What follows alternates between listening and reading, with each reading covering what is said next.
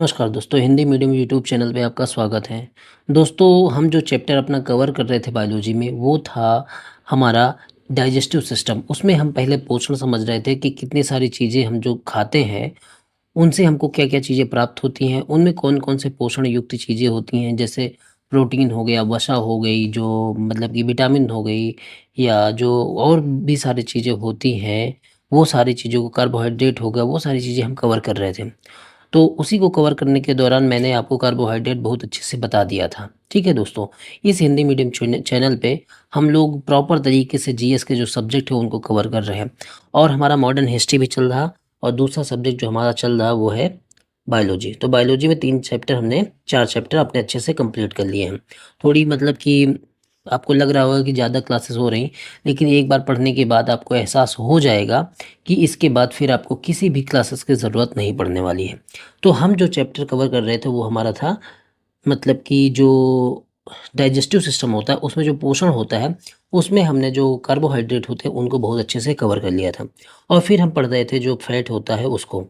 तो फैट या लिपिड जो होता है उसको पढ़ रहे थे, तो उसमें बहुत सारी चीज़ें हमने पढ़ ली कि फैट या जो वसा होती है वो क्या होती है, इसमें कौन कौन से प्रकार होते हैं। संतृप्त वसा हमने जाना, असंतृप्त वसा जाना। फिर हमने ये जाना कि आर्टिफिशियल तरीके से हाइड्रोजेनिक के प्रोसेस से असंतृप्त जो तेल होते हैं, जो वसा होती है, उनको संतृप्त वसा में कैसे बदला जाता है। ये सारी चीज़ें हमने कवर कर ली थी। आज हम जो देखेंगे दोस्तों, पहले तो हम देखेंगे कोलेस्ट्रॉल या एनिमल फैट जो होता है। जो लोग कहते हैं कि आपके शरीर में कोलेस्ट्रॉल ज़्यादा बढ़ रहा है, ये आपके शरीर के लिए हानिकारक है। तो ये क्या होता है, सबसे पहले हमारा आज का टॉपिक यही है। देखो, बॉडी में एक मोम युक्त पदार्थ, मतलब कि जैसे मान लो कि ये मेरी धमनियाँ हैं, आर्टरी हैं या वेन्स हैं, उनमें एक मोम युक्त चिपचिपा पदार्थ एक जम जाता है, उसी को हम कहते हैं कोलेस्ट्रॉल। ये जो है हमारे शरीर के लिए अच्छा भी होता है, लेकिन एक लिमिट से ज़्यादा हो जाए, ये वसा युक्त पदार्थ है, तो ये खराब वसा से बना होता है। तो एक एक हद तक अगर वसा होती है या कोलेस्ट्रॉल होता है तो ठीक होता है, लेकिन एक हद से ज़्यादा हो जाता है तो फिर हमारे जो, अगर धमनियों में, सिरों में जम जाएगा, तो खून का जो फ्लो होगा, ब्लड का जो फ्लो होगा, वो अच्छे से नहीं होगा। फिर हमारे हार्ट तक पंप नहीं हो पाएगा ढंग से, तो हार्ट स्ट्रोक का या हृदय रोग का खतरा बढ़ता चला जाता है। तो कोलेस्ट्रॉल एक मोम युक्त, मतलब कि वसा युक्त पदार्थ होता है, जो शरीर के लिए ज़रूरी होता है, लेकिन अधिक मात्रा में अगर सेवन करते हैं तो हृदय रोग हो जाता है, स्ट्रोक का खतरा बढ़ जाता है। यह लीवर में बनता है और शरीर की कोशिका झिल्लियों, हार्मोन और विटामिन डी के निर्माण में सहायक होता है। तो आपको ये ध्यान रखना है कि ये जो फैट है ना दोस्तों, ये कहाँ बनता है, ये लीवर में बनता है, ये जो कोलेस्ट्रॉल है। और फिर यहाँ से जो कोशिका झिल्ली है, हार्मोन है, विटामिन डी, इनके निर्माण में सहायक होता है। देखो, जब आप ब्लड रिपोर्ट या चेक कराने जाते हैं, तो आपके शरीर में कोलेस्ट्रॉल ज़्यादा हो रहा कि नहीं हो रहा, तो उस रिपोर्ट में पता है क्या लिख के आता है कि एचडीएल और एलडीएल 2 शब्द आते हैं। तो एचडीएल बढ़ा है कि नहीं बढ़ा है, एलडीएल बढ़ा है कि नहीं बढ़ा है। तो ये कोलेस्ट्रॉल के 2 प्रकार होते हैं। एचडीएल का मतलब होता है हाई डेंसिटी लिपोप्रोटीन, और एलडीएल का होता है लो डेंसिटी लिपोप्रोटीन। एचडीएल को गुड कोलेस्ट्रॉल कहते हैं, और गुड कोलेस्ट्रॉल, और जो लो डेंसिटी लिपोप्रोटीन होता है इसको बैड कोलेस्ट्रॉल कहते हैं। ऐसा गुड कोलेस्ट्रॉल कहने से ऐसा मत समझ जाना कि हमारे शरीर के लिए अच्छा होता है। अच्छा बिल्कुल नहीं होता है। बस ये होता है कि जो लो डेंसिटी लिपोप्रोटीन है, इसकी तुलना में जो है एचडीएल में, हाई डेंसिटी लिपोप्रोटीन में, जो है कोलेस्ट्रॉल की मात्रा कम होती है। ये थोड़ा सा नाम से उल्टा है, ठीक है। तो इसमें कोलेस्ट्रॉल की जो अनुपात है या मात्रा, वो कम होगी, इसलिए इसकी तुलना में कह देते हैं कि ये कोलेस्ट्रॉल अच्छा होता है, जबकि अच्छा कुछ नहीं होता है। और जब कोलेस्ट्रॉल को चेक किया जाता है तो हमारे लीवर को ही चेक किया जाता है, कि वहीं से पता चलता है कि हमारे शरीर में लीवर या कोलेस्ट्रॉल की मात्रा कितनी है, ठीक है। और जो बैड कोलेस्ट्रॉल होता है, जो एलडीएल होता है, अगर इसका संग्रहण हमारे शरीर में ज़्यादा होने लगता है, तो जो हमारी वेसल्स होती हैं, जो हमारी धमनियाँ होती हैं, वाहिकाएँ होती हैं रक्त की, जो शिराएँ होती हैं, इन्हीं से रक्त का आदान-प्रदान, मतलब कि बहता है पूरी बॉडी में, हार्ट पे जाता है, फिर उसमें लंग्स में जाता है, वहीं से चक्र होके चलता रहता है। और जब ये धमनियों या पाइप जो होगा, अगर पाइप सट जाएगा, कोई ट्यूबवेल से पानी खेत में जाता है, तो ट्यूबवेल के जो पाइप हैं वहाँ पे अगर सट जाएगा या उसमें कुछ कूड़ा कचरा सा चला जाएगा, तो बताओ पानी का फ्लो ढंग से होगा? नहीं होगा ना, खेत तक नहीं पहुँचेगा ना। तो वही प्रोसेस यहाँ पे भी है। अगर ब्लड सर्कुलेशन ढंग से नहीं हो रहा, पहुँच नहीं रहा, तो इससे क्या होगा, हार्ट अटैक का, इस सब चीज़ का खतरा बढ़ जाता है। और इसको देखने के लिए हम ईसीजी जो होता है उसको इलेक्ट्रोकार्डियोग्राम बोलते हैं हम, तो उसको चेक करते हैं, फिर उसी से हार्ट की सारी चीज़ें हमको पता चलती हैं। हार्ट अटैक में ये सारी चीज़ें चेक करते हैं, ठीक है। तो ये एलडीएल और एचडीएल आपने समझ लिया। कुछ और वसा है जो अच्छी वसाएं होती हैं, वो कौन सी होती है, जिनसे सवाल बनते हैं वो भी समझ लो। ओमेगा 3 फैटी एसिड होता है, ये क्या होता है? इसमें कोलेस्ट्रॉल नहीं होता है, और ये जो एसिड होता है, जो ये फैट होता है, ये हमारे शरीर की वृद्धि और विकास के लिए बहुत ज़रूरी होता है। जो समशीतोष्ण जलवायु प्रदेश हैं, वहाँ की जो मछलियाँ होती हैं, जैसे सैल्मन फिश हो गई, इन सब में ओमेगा 3 फैटी एसिड पाया जाता है। जो मछलियाँ होती हैं, ठीक है, तो जैसे सैल्मन फिश हो गई, इन सब में जो है अच्छा कोलेस्ट्रॉल या अच्छा जो फैट पाया जाता है, और शरीर की वृद्धि और विकास के लिए बहुत अच्छा होता है। तो आपसे पूछा जाएगा जो सैल्मन फिश होती है उसमें कौन सा फैटी एसिड या कौन सी वसा पाई जाती है, तो ओमेगा 3 फैटी एसिड में। शाकाहारी में जैसे अखरोट है, अखरोट में ये मतलब कि वसा, अच्छी वसा पाई जाती है, जो हमारे शरीर के लिए अच्छी होती है। ओमेगा 3 इसमें भी पाया जाता है। शैवाल संवर्धन करके, जो शैवाल होते हैं उनका अगर संवर्धन कर दिया जाए, मतलब बहुत सारे कल्चर करके उगाया जाए शैवाल को, तो उनसे भी हम ओमेगा 3 फैटी एसिड प्राप्त कर सकते हैं, जो हमारे शरीर की वृद्धि और विकास के लिए बहुत ज़रूरी होता है। और देखो, कोकोनट ऑयल है, जैसे कोकोनट ऑयल जो एक्सेप्शन है, मतलब कि ये जैसे है तो तेल, लेकिन इसमें जो है दोनों वनस्पतियाँ मतलब कि दोनों संतृप्त वसा और असंतृप्त दोनों पाए जाते हैं। तो ये वनस्पति तेल है, लेकिन इसमें जो है 70% संतृप्त एवं 20 से 30% असंतृप्त वसा पाई जाती है, तो ये दिमाग में रखना। जो ऑलिव ऑयल होता है, ऑलिव ऑयल जिसको जैतून का तेल बोलते हैं दोस्तों, ये भूमध्य सागरीय प्रदेश में ज़्यादातर पाया जाता है। और ये जो है ऑलिव ऑयल, ये संतृप्त वसा की इसमें मात्रा बहुत कम होती है, और जैसे संतृप्त वसा की मात्रा कम होगी तो ये हानिकारक कम हो जाता है। ये सारी चीज़ें मैंने आपको बता दी है कि सबसे हानिकारक जो होता है, देखो दो तरीके के फैक्ट होते हैं, एक सैचुरेटेड जिसको संतृप्त बोलते हैं, एक अनसैचुरेटेड जिसको असंतृप्त बोलते हैं। जो अनसैचुरेटेड रहता है दो तरीके का होता है, एक ट्रांस फैट होता है, एक सिस फैट होता है। ये जो है जिनका ये कार्बन का कॉम्बिनेशन किस तरीके से बनता है उसके हिसाब से डिपेंड करता है, ठीक है। तो ये सैचुरेटेड और ये तीन फैट हो गए, ये हो गए दो तरीके के, ये हो गए। तो सबसे अच्छा जो फैट माना जाता है वो सिस फैट को माना जाता है, उसके बाद सैचुरेटेड को, और उसके बाद ट्रांस फैट सबसे खराब होता है, ठीक है। तो ये बता रहा कि इसमें देखो सैचुरेटेड की मात्रा कम है, इसलिए ये भी मतलब कि अच्छा फैट माना जाता है, जो ऑलिव ऑयल है। अब आप दूध लेने जाते हो, दूध में क्या होता है, जो संतुलित संतृप्त वसा बहुत ज़्यादा होती है। दूध कई तरीके के होते हैं, आप दूध दुकान पे खरीदने जाते हैं तो फुल क्रीम तरीके का दूध मिलता है, टोन्ड मिलता है, डबल टोन्ड मिलता है, स्किम्ड मिल्क मिलता है। तो ये चार तरीके के जैसे दूध पाए जाते हैं। जो फुल क्रीम होता है दोस्तों, इसमें संतृप्त वसा सबसे ज़्यादा, उसके बाद टोन्ड में, उसके बाद डबल टोन्ड में, स्किम्ड मिल्क में संतृप्त वसा की मात्रा घटती चली जाती है। और जब वसा की मात्रा घटती चली जाएगी तो आपको फैट जो है मतलब कि कम रहेगा, और सारी चीज़ें रहती हैं दूध में। लेकिन जो फुल क्रीम होता है उसमें फैट सबसे ज़्यादा रहता है, और जो टोन्ड, डबल टोन्ड, स्किम्ड इस तरीके से जो मिलकर रहते हैं उनमें जो है फैट की मात्रा धीरे धीरे कम होती चली जाती है। पॉस्चराइज्ड मिल्क क्या होता है, अगर कोई मिल्क हो गया उसको अगर गर्म करके फिर ठंडा कर दिया जाता है तो उसके बैक्टीरिया जो है मर जाते हैं। तो इसी प्रोसेस को पॉस्चराइजेशन बोलते हैं, और इससे क्या होगा, सूक्ष्म जीव मर जाते हैं। तो ये दिमाग में रखना, और उस दूध को फिर हम बोलते हैं पॉस्चराइज्ड मिल्क। तो ये प्रक्रिया कैसी होती है पॉस्चराइजेशन की, यह एक ऐसी प्रक्रिया है जिसके अंतर्गत 60 डिग्री से लेके अधिक तापमान पर दूध को गर्म किया जाता है। गर्म करके सूक्ष्म जीवों को निष्क्रिय कर दिया जाता है, फिर उन्हें रूम टेम्परेचर से भी कम तापमान पर ठंडा कर लिया जाता है। गर्म करेंगे एक हद तक, जब बैक्टीरिया मर जाएंगे फिर उसको जो है रूम टेम्परेचर से कम तापमान पर ठंडा कर लेंगे। इस प्रक्रिया को जो है दूध का पॉस्चराइजेशन कहते हैं। इसे गर्म किए बिना भी उपयोग में लाया जा सकता है, तो दिमाग में ये रखना है। वसा सामान्यतः 20 डिग्री तापमान पर ठोस अवस्था में होती है, ठीक है। ये भी एक फैक्ट है, ये भी ध्यान रख लो कि वसा जो है सामान्यतः 20 डिग्री तापमान पर ठोस अवस्था में होते हैं, परंतु यदि इस ताप पर द्रव अवस्था में हो जाए तो उन्हें तेल कहते हैं। यही अंतर जो मैंने आपको बताया था। अधिकतर जो संतृप्त वसा होती हैं वो जंतु वसा होती हैं, असंतृप्त नहीं संतृप्त, तो ठीक है। तो दिमाग में ये रखना है। तो ये सारी चीज़ें हो गई देखो फैट के बारे में, फैट के बारे में या लिपिड के बारे में, और कार्बोहाइड्रेट, जो दो चीज़ें हमारी पूरी तरीके से पोषण में कंप्लीट हो चुकी हैं। अब तीसरी चीज़ पे आते हैं जिसको कहते हैं प्रोटीन, ठीक है। तो प्रोटीन क्या होते हैं, प्रोटीन भी जो मिलके बने होते हैं, एक कार्बन, नाइट्रोजन, ऑक्सीजन और हाइड्रोजन इन सब तत्वों से मिलके बने होते हैं। ठीक है। तो इनको कहते हैं प्रोटीन, जो इन सब चीज़ तत्वों से मिलकर बने होते हैं। एक तरीके के फाइबर होते हैं जो हमारे शरीर की ग्रोथ और रिपेयर और इमरजेंसी में अगर किसी तरीके से ज़रूरत पड़ जाती है तो उसमें यूज आते हैं, कौन? प्रोटीन। तो ये आपको दिमाग में रखना है। अब ये होते क्या है और चीज़ें बताता हूँ। अमीनो अम्ल आपने सुना है, जो नाइट्रोजनियस कंपाउंड होते हैं उनको बोलते हैं अमीनो अम्ल। ठीक है, तो अमीनो अम्ल का बहुलक हो जाए, मतलब ये बहुत बहुलक बहुलक हो जाए, जो पॉलीमर हो जाते हैं एक तरीके से, तो वो हो जाते हैं कौन? प्रोटीन बन जाते हैं। ठीक है, तो यही समझना है। देखो, सबसे पहले जो प्रोटीन शब्द का यूज़ किया था उनका नाम था जे बर्जीलस। तो शब्द किसने यूज़ किया था? जे बर्जीलस। और ये प्रोटीन जो होते हैं दोस्तों, ये अमीनो अम्ल के बहुलक होते हैं।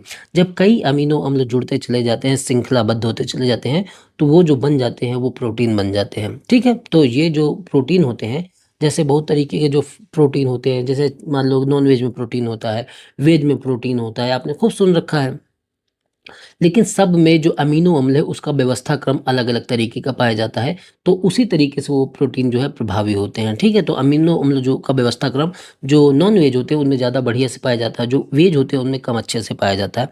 प्रोटीन दोनों में होता है, लेकिन वो इफेक्टिव ज़्यादा नॉन वेज वाला हो जाता है। ठीक है, इसलिए तो अमीनो अम्ल को बहुलक को प्रोटीन कहते हैं। और इसका फॉर्मूला या किस तरीके से जोड़ते हैं, देखो ये अमीनो ग्रुप हो जाता है, और इसके साथ जब कार्बोक्सिलिक ग्रुप हो जाता है तो एक एक ये मोनोमर हो जाता है अमीनो अम्ल का। ठीक है, इसी तरीके से कई मोनोमर मोनोमर कई मिलते चले जाते हैं, तो मिल के बन जाता है एक पॉलीमर। और वो जो पॉलीमर हो जाता है उसको उसमें जो बॉन्ड बना रहता है दोस्तों, यहाँ पे जो बॉन्ड है, इस बॉन्ड को कहेंगे पेप्टाइड बॉन्ड। और ये जब पेप्टाइड बॉन्ड हो गया तो इसी पेप्टाइड बॉन्ड जब बनते चले जाते हैं तो इसी से बन जाता है एक प्रोटीनियस कंपाउंड या पेप्टॉन, उसी को हम कह देते हैं प्रोटीन। तो अमीनो अम्ल से बनता है पेप्टॉन, और पेप्टॉन जो है उससे बनते हैं प्रोटीन। ठीक है, तो ये स्टेप है। और ये पेप्टॉन जो होता है एक तरीके से प्रोटीन की इकाई हो जाएगा। ठीक है, तो प्रोटीन के विषय में इतनी सारी इन्फॉर्मेशन है, वो आपने समझ लिया। अब देखो, हमारे शरीर में जो है प्रोटीन, जो अमीनो एसिड होते हैं, जो प्रोटीन होते हैं, ये दो तरीके के होते हैं। एक तो एसेंशियल होंगे जो बहुत आवश्यक अमीनो अम्ल होते हैं, और दूसरे नॉन एसेंशियल आवश्यक अम्ल होते हैं। देखो, प्रोटीन हमारे शरीर में बहुत ज़्यादा नहीं बनता है, तो जो नॉन एसेंशियल अमीनो एसिड है इनका मानव शरीर में संश्लेषण हो जाता है। लेकिन जो ज़रूरत के हैं, एसेंशियल हैं, उनका हमारा जो शरीर है वो संश्लेषण नहीं कर पाता है। इसीलिए हमको प्रोटीन युक्त आहार की ज़रूरत होती है। अब प्रोटीन हमारे शरीर में नहीं बनता, हमको प्रोटीन का जो खाना है बाहर से ही लेना पड़ेगा, क्योंकि बहुत अच्छे जो अमीनो अम्ल है वो हमारे शरीर में बनते नहीं है, जो आवश्यक होने चाहिए। तो ये दिमाग में रखना। मानव शरीर का लगभग जो 15% हिस्सा है ये प्रोटीन से बना होता है। अब अगर प्रोटीन की कमी हमारे शरीर में हो जाए तो जो शिशु होते हैं इनमें सूखा या मैरास्मस रोग हो जाता है, और इसमें मांसपेशियां पूरी तरीके से ढीली पड़ जाती हैं। तो प्रोटीन की कमी से होने वाला ये रोग है। बाकी रोग जो है पूरे तरीके से हम आगे जो वीडियो होंगे उनमें बहुत अच्छे से पढ़ेंगे। दूसरा हो जाता है क्वाशिरिक्योर। तो ये इसमें क्या होता है, हाथ पाँव दुबले हो जाते हैं, पेट बाहर की तरफ निकला हुआ हो जाता है। तो ये प्रोटीन अगर किसी में कमी है तो ये सारे लक्षण उसमें देखने को मिलते हैं। प्रोटीन का कार्य क्या होता है? कोशिकाओं की मरम्मत करना, इनकी वृद्धि करना, एंजाइम का भी कार्य यही होता है। तो एक ही बात है। हीमोग्लोबिन के रूप में गैसीय संवहन का कार्य भी प्रोटीन कहते हैं। तो हीमो जो क्या है एक आयरन है, और ग्लोबिन क्या है एक प्रोटीन ही तो है। तो जो प्रोटीन का हीमोग्लोबिन नामक जो प्रोटीन है इसका कार्य होता है गैसीय संवहन का कार्य। एंटीबॉडी जो होते हैं वो भी एक तरीके के प्रोटीन होते हैं, उसके रूप में भी काम करते हैं। और सभी जैव उत्प्रेरक जो बायोकैटलिस्ट होते हैं वो प्रोटीन से ही बने होते हैं, जो जैव रासायनिक अभिक्रिया की दर को बढ़ाते हैं। बायोकैटलिस्ट का काम क्या है? बायोकैटलिस्ट जो होते हैं कैटलिस्ट की तरीके उत्प्रेरक के तरीके से काम करते हैं, और किसी भी रासायनिक जो अभिक्रिया होती है उसकी दर को बढ़ाते घटाते हैं। और यही काम जो है, ये जो बायोकैटलिस्ट है वो किससे बने होते हैं? ये कोई एंजाइम वगैरह जैसे हो गए, ये सब किससे बने होते हैं? सब प्रोटीन से ही बने होते हैं। दिमाग में ये रखना। हार्मोन जो होते हैं दोस्तों वो भी प्रोटीन से ही बने होते हैं। लेकिन और हार्मोन को क्या कहा जाता है? केमिकल मैसेंजर, हमारे शरीर का रासायनिक संदेश वाहक। ये सब हम आगे चल के पढ़ेंगे। लेकिन ये ग्रंथियों से स्रावित होते हैं, फिर कोशिका और ऊतक तक जाते हैं। तो ये आपको दिमाग में रखना है। इंडोक्राइन ग्लैंड, एक्सोक्राइन ग्लैंड, ये जो हम नर्वस सिस्टम पढ़ेंगे वो वहाँ पे सारा कुछ हम पढ़ेंगे। ठीक है, देखो, सेक्स हार्मोन केवल जो हमारे जो ये हार्मोन है दोस्तों ये ज़्यादातर प्रोटीन से ही बने होते हैं। लेकिन केवल एक हार्मोन को छोड़ दिया जाए, जो हमारे सेक्स हार्मोन होते हैं वो केवल वसा से बने होते हैं, लिपिड से बने होते हैं। और इनको छोड़ के जितने भी हमारे शरीर के हार्मोन हैं दोस्तों, वो प्रोटीन से बने होते हैं। तो ये दिमाग में आपको रखना है। और ये जो है हार्मोन रासायनिक क्रिया में भाग लेते हैं, ये भी दिमाग में रखना है।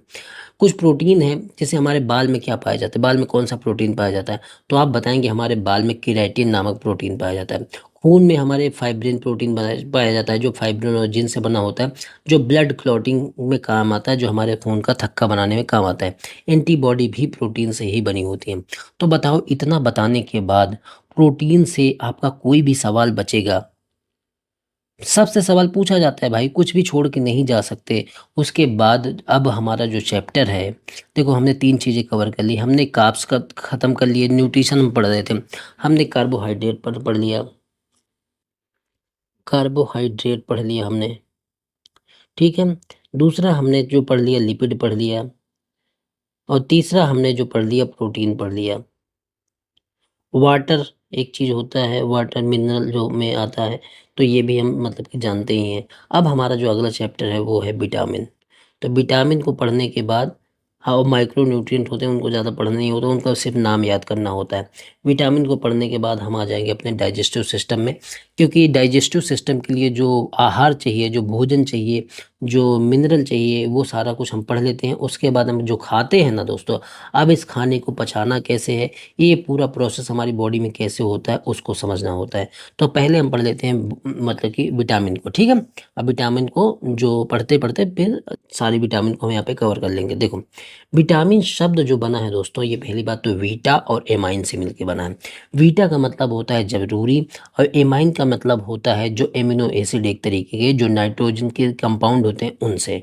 तो देखा गया कि जो नाइट्रोजन के कंपाउंड होते हैं, ये हमारे शरीर की जो उपापचय क्रियाएं होती हैं, हमारे शरीर की जो पचने वाली मेटाबॉलिज्म होती है, इसको बहुत अच्छा रखते हैं।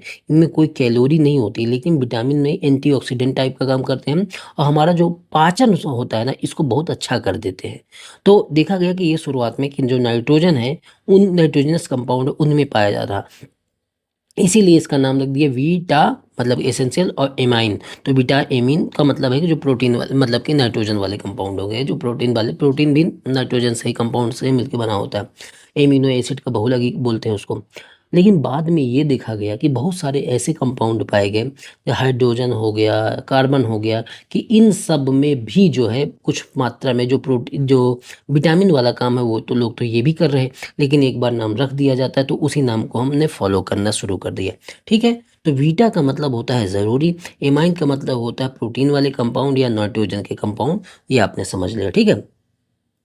तो विटामिन का मतलब हो जाएगा प्रोटीन के यौगिक या नाइट्रोजन के यौगिक। बाद के विटामिनों में नाइट्रोजन के यौगिक नहीं भी थे, जो मैंने आपको बताया। अब ये दोनों चीज़ें समझ ली आपने। अब इसकी परिभाषा समझो।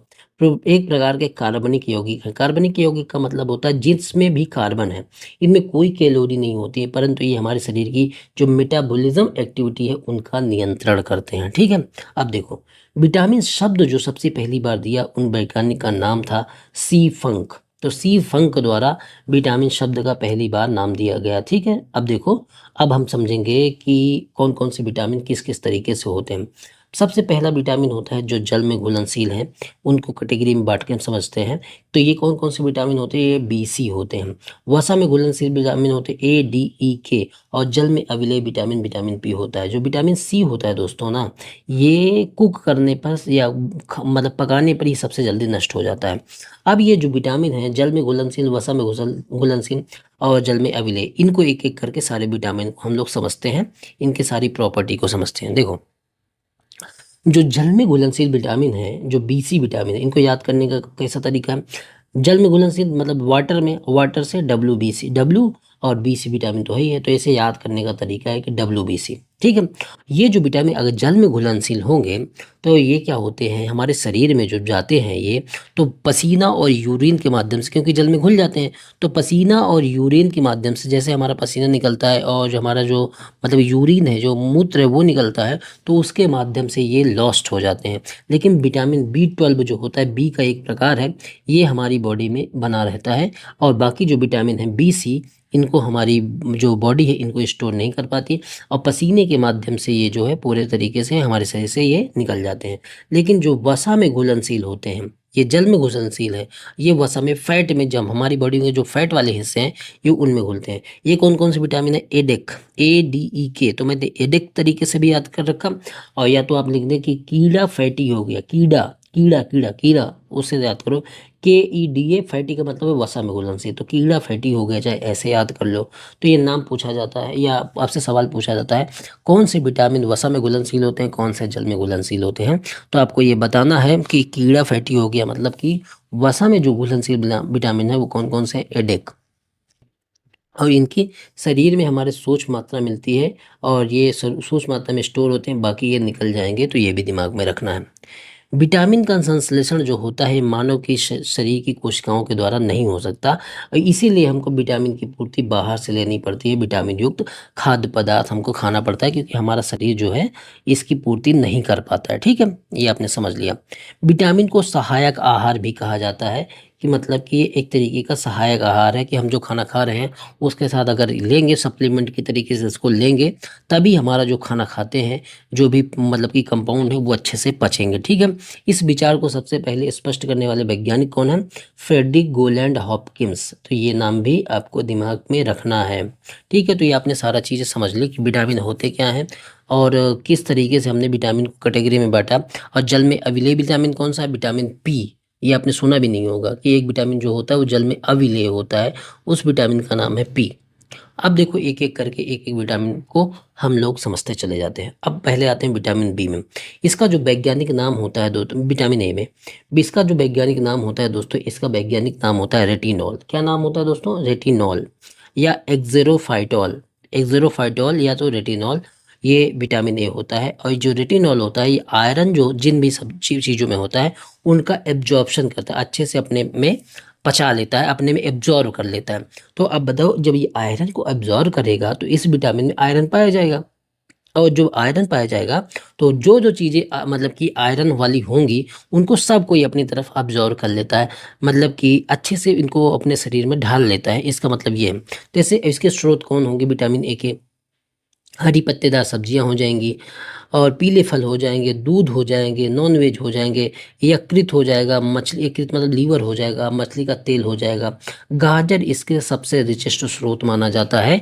ये किस? Vitamin A. ये आंखों के लिए बहुत अच्छा होता है, विटामिन ए स्किन के लिए अच्छा होता है। अगर विटामिन ए हमारे शरीर में कम है तो हमारी स्किन जो है वो दोस्तों वो डल होने लगती है, और अगर विटामिन ए जो है ये बहुत ज़्यादा कम है तो हमको आंखों के लिए अच्छा है ही।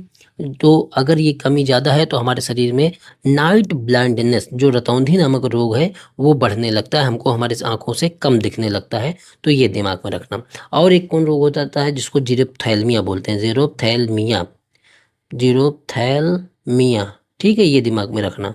तो ये दोनों रोग हो जाते हैं, संक्रमण हो जाता है, त्वचा की कोशिकाओं में परिवर्तन होने लगता है। अच्छा, रतौंधी में होता क्या है? देखो, रतौंधी नामक जो रोग होता है, जैसे हमारी आँख का पर्दा ले लो।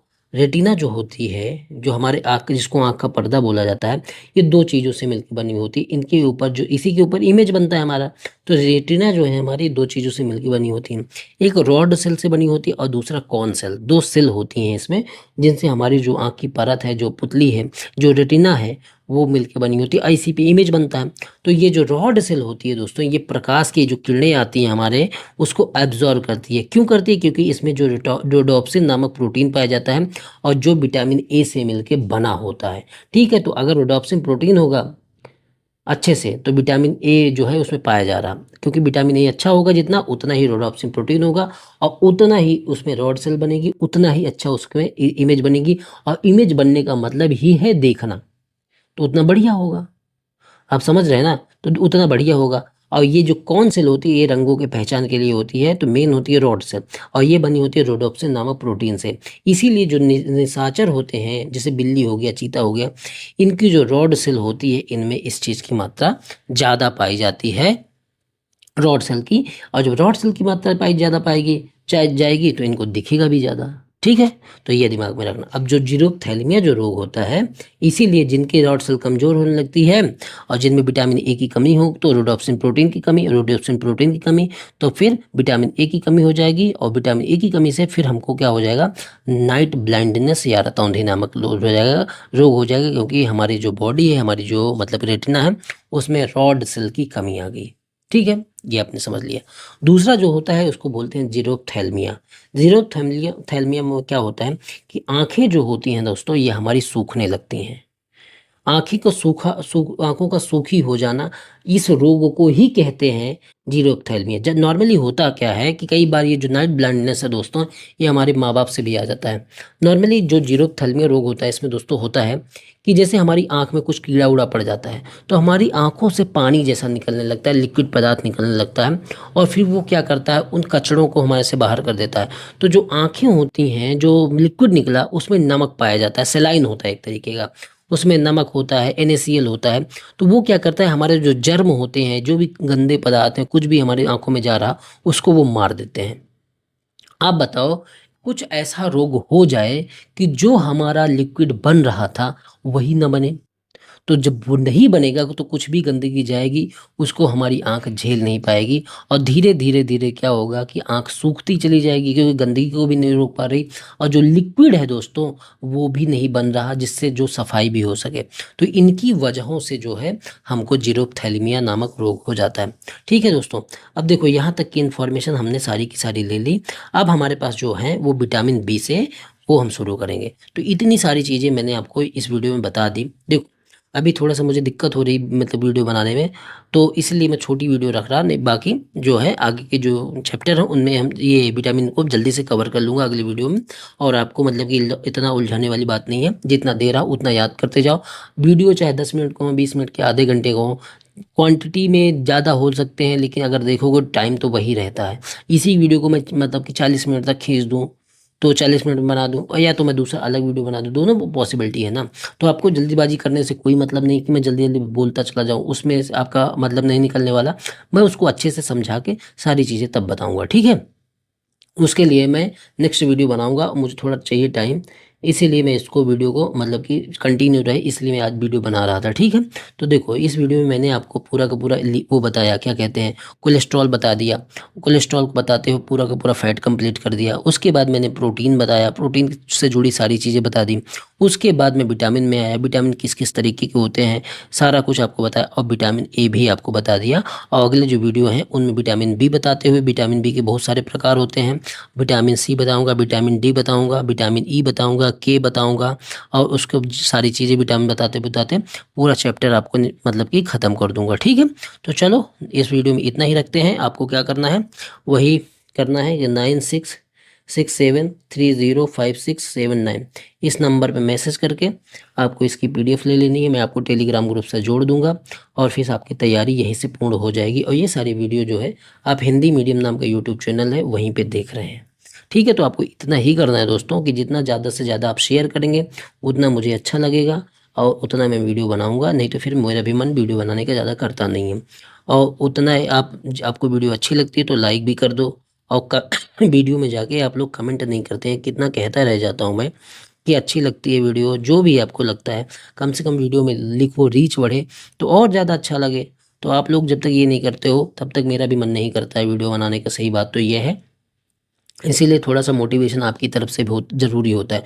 लोग 2-2 लाख दे के फ़ीस देते हो, मतलब कि 10,000, 20,000, 50,000 फ़ीस देते हो और इतना बढ़िया कंटेंट मिलता नहीं है।